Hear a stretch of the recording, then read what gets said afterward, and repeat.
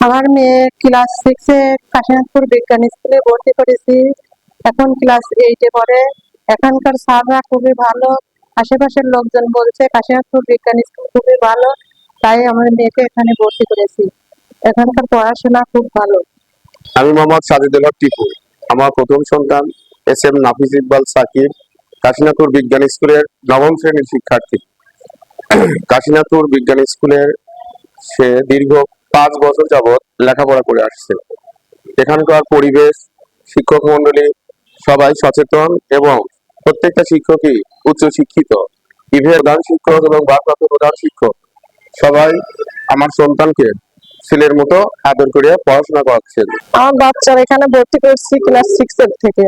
বাচ্চা এখানকার পরিবেশ ভালো, সবকিছুতেই ভালো আছে, সবকিছু লেখাপড়া উন্নত আছে, সব দিক দিয়ে ভালো আর কি। এই কারণে আমরা ভর্তি করছি।